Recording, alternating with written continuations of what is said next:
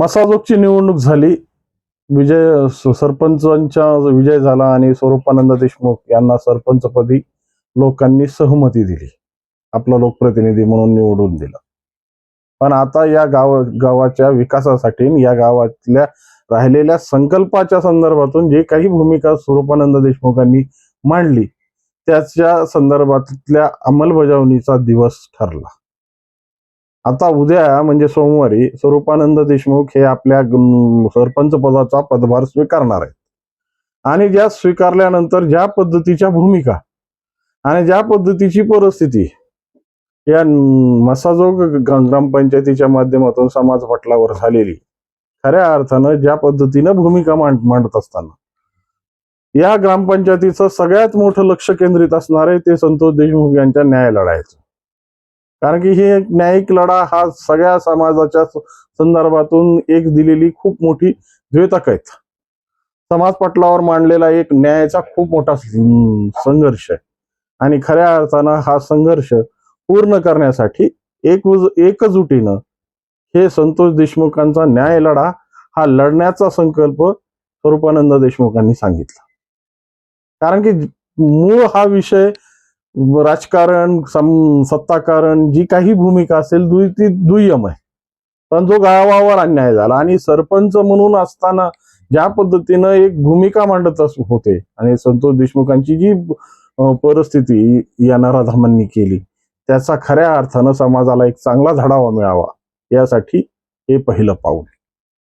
तर दुसऱ्या संदर्भात ज्या पद्धतीनं सामाजिक विकास होण्यासाठी ज्या काही मूलभूत गरजा होत्या आणि जे बोलता बोलता म्हणलेच होता की मी ज्या मागच्या निवडणुकीत जरी मला पराभव मिळाला असेल तर त्याच्या अगोदर ज्या पद्धतीच्या भूमिका घेऊन आम्ही कार्य केले, जी काही भूमिका मांडली, ज्या पद्धतीची समीकरणं आखण्यात आली त्या समीकरणामध्ये बरीचशी बाजू आता कमकुवत राहिलेली. जसं त्यांच्या जवळच्या वस्तीवर आजही पाणी प्रश्नाचा सगळ्यात मोठा मुद्दा आहे, गावातल्या घरकुलांचा सगळ्यात मोठा मुद्दा आहे, ज्या काही पांधन रस्त्यांचा खूप मोठा मुद्दा आहे, गावातल्या जनावरांच्या दवाखान्याचा जो मुद्दा आहे, ज्या पद्धतीने NRHMच्या माध्यमातून आलेलं या इस्पितळाला सुसज्ज करणे, असे अनेक मुद्दे स्वरूपानंद देशमुखांनी आता हायलाईट केलेत.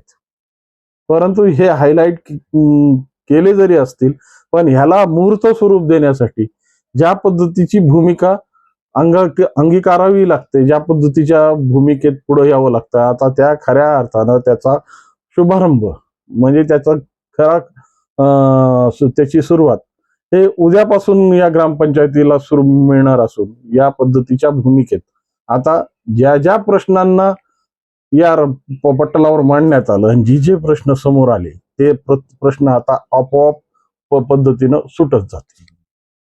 कारण की आरोप प्रत्यारोप प्रत्येक निवडणुकीत होतात, परंतु त्या प्रत्यारोपामधून एक नवी संकल्पना उदयाला येते. ती उदयाला येणारी संकल्पना म्हणजे विकास. कारण की प्रत्येकाला माहित असतं आणि ग्रामपंचायतीचं जे राजकारण असतं किंवा ग्रामपंचायतीमध्ये जे काही काम करायचं असतं ते सगळं त्याच्या मर्यादा आहेत. शेवटी या सगळ्या गोष्टी जरी व्यापक स्वरूपातून तुम्हाला बाहेर आज ज्या पद्धतीने राष्ट्रपतींशी डायरेक्ट म्हणजे संसदेशी ग्रामपंचायत डायरेक्ट जोडली गेली असेल आणि राष्ट्रपती हे त्या भूमिकेत ग्रामपंचायतीच्या भूमिकेत जरी प्रमुख स्वरूपातून असतील तरी बऱ्याचशा गोष्टी या त्या कार्यकर्त्यांच्या संकल्पनेवर आधारित.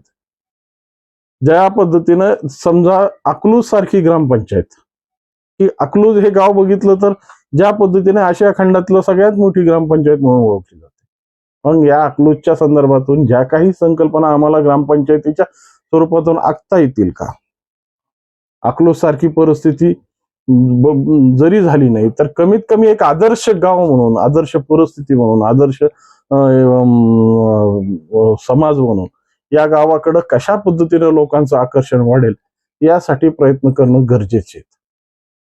मित्रांनो, सगळ्या गोष्टी जरी वेगवेगळ्या अंगाने मांडल्या गेल्या असतील, कारण की ज्या पद्धतीने या मसाजोगची सगळ्यात मोठी जी एकजूट आहे ती गावातली वज्रमुठ. वास्तविक पाहता संतोष देशमुख हे मूळ मसाजोगचे नाहीयेत, ते त्यांच्या मामाचं गाव आहे. बार्शीहून ते मसाजोग या ठिकाणी स्थलांतरित झाले आणि त्या ठिकाणी त्यांनी आपलं मामाच्या गावी आपलं ज्या पद्धतीने, पण गावानेही त्या पद्धतीने आनंदाने स्वीकारलं, नेतृत्व करण्याची संधी दिली. प्रत्येक गोष्टीमध्ये संतोष देशमुखांचा जो म्हणजे एकरूपता होती ती खूप मोठ्या प्रमाणात होती. पण ज्या पद्धतीनं सामाजिक भूमिकेत ज्या भूमिका घेतल्या जातात आणि ज्या पद्धतीने प्रभावीपणे मांडल्या जातात, आता या दोन्ही गोष्टी वेगवेगळ्या अँगलनं जरी पाहिल्या तर सामाजिक दृष्ट्या आज ज्या पद्धतीने एकरूपतेचं गाव म्हणून ह्या मसाजोगला ओळखलं जात आहे. कारण की ज्या पद्धतीच्या लढ्यामध्ये खूप वेगवेगळे परिस्थिती आली, वेगवेगळ्या पद्धतीच्या कलाटणी आल्या, पण या कलाटणीमध्ये सुद्धा गाव हे मानसिकदृष्ट्या एकजुटीनं होतं.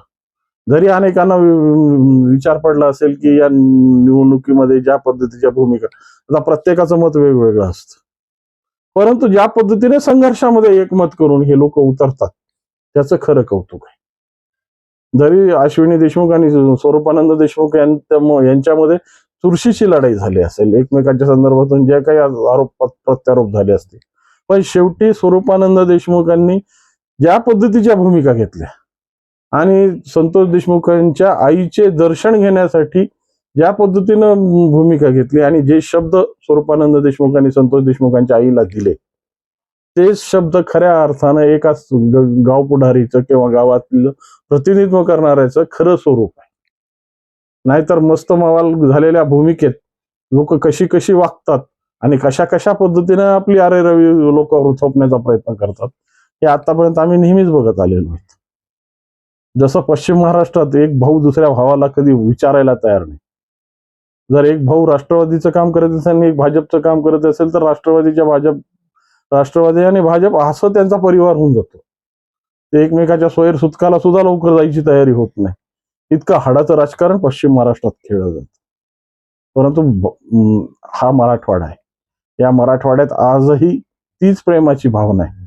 भलेही राजकीय द्वंद्वामध्ये जरी हाबूक ठोकून एकमेकाच्या समोर उभे राहिले असतील तर उद्या सगळ्यात अगोदर जर एखादी प्रसंग पडला तर सगळ्यात अगोदर धावणारा माणूस म्हणजे जो एकमेकाच्या विरोधात उभा टाकलेली ते एकमेकाच्या मदतीसाठी अगोदर पळतात. कारण की इथं राजकारण महत्वाचं नाही, इथं महत्वाची ती बांधिलकी, तो एकरूपता, एक जिव्हाळा. आणि या गाव पातळीवर या सगळ्या गोष्टी ह्या नगण्य आहेत. फक्त हा राजकारणाचा द्वेष, राजकारणाच्या भूमिका फक्त राजकारणाच्या पुरत्या असतात. बाकीचे म्हणजे 4 वर्ष 11 महिने जो काही संकल्प होतो तो 4 वर्ष 11 महिन्याचा संकल्प हा एकत्रितपणे नांदवला जातो. भलेही त्याच्यात अखंड हरिनाम सप्ताह असेल, भलेही त्याच्यात गाव समितीच्या बैठका असतील, गाव पातळीवर निर्णय घ्यायची क्षमता असेल, प्रत्येक ठिकाणी हे एकमेकाच्या समोर येऊन एकमेकाला मदत करूनच पुढच्या भूमिका ठेवल्या जातात. पण काही दूरचं लोक असतात, मग कार्यकर्ते फोडणं, कार्यकर्ते जोडणं या संदर्भातून विनाकारण कार्यकर्त्यांमध्ये एक नवीन ऊर्जा निर्माण करून आपला स्वार्थ कशा पद्धतीने साधता येतो का याच्याकडे परिणिती निर्माण करणं, अशा पद्धतीच्या कवायती प्रत्येक ग्रामपंचायत असतात.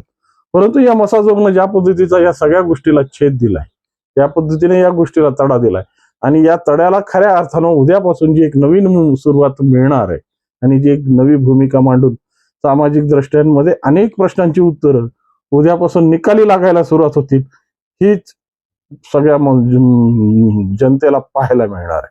त्यामुळं मसाजोग हा विषय उद्यापासूनच खऱ्या अर्थानं पूर्ण कार्यशीलतेने सक्रिय होईल आणि आजपर्यंत जो दीड वर्षाचा कार्यकाल हा अज्ञातवासात गेला, ज्या भूमिकेत गेला, त्याला खऱ्या स्वरूपातून मोकळा श्वास घेऊन उद्यापासून या ग्रामस्थांसाठी नवीन चालना मिळेल. याच्या संदर्भात तुमच्या काही मनात मतं असतील किंवा मग तुमच्या मनात काही विचार असतील तर 100% कॉमेंटच्या माध्यमातून कळवा आणि व्हिडिओ आवडला असेल तर लाईक, शेअर आणि सबस्क्राईब करायला विसरू नका. नमस्कार.